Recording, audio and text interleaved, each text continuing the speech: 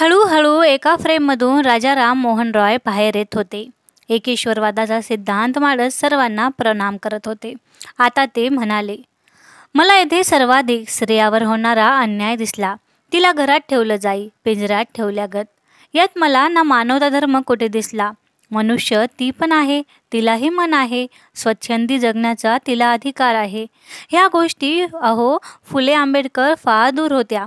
मी स्त्री पाहिली, फक्त पीडित असलेली, नवरा असणारी आणि नसणारी, दोन्हीही मुरदाळ भासणारी.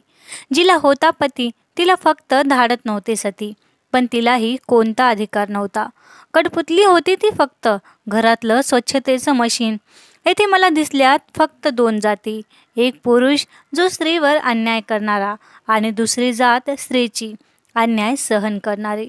सती जाणाऱ्या स्त्रीची वेदना आपण कशा समजणार? ज्या जाळाच्या धगधगत्या ज्वालेत जीव कसा फडफडणार? आपलेच होते आगीत लोटणारेही. त्या स्त्रीला सांगा मग कोण कसा वाचवणार? वाचून देखील तिचं भविष्य काय होतं समोर? घरातल्या पुरुषांनी भोगली आणि सोडली घराबाहेर. फुले, तुमचं कार्यही मग माझ्यानंतर भावलं फार. मी सतीबंदी घातली खरी, आणि तुम्ही पुढे ठरलात माझे वारसदार. विधवा बालिकांसाठी कर्वेनेही खूप कामगिरी केली आणि सर्वच काही बदललं, काही अशी किमया झाली. आज आधुनिक काळातली स्त्री जेव्हा पाहिली, आंबेडकरांनी दिलेल्या संविधानाने ती किती हो पुढारली.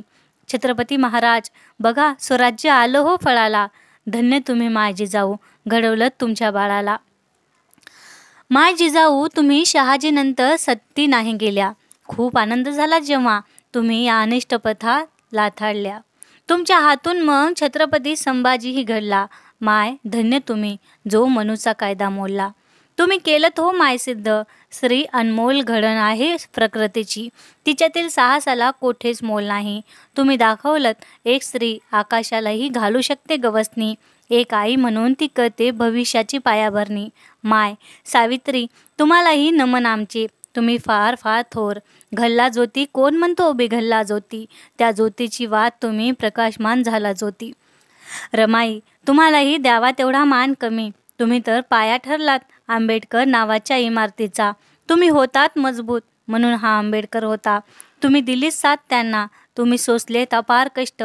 साहेबांना उभा करायला आणि दीनदलिताचे हाल झालेत नष्ट. आज म्हणे दलित समाज फार फार पुढारला. बाबासाहेबांना सोडून नको तिथे भरकटला.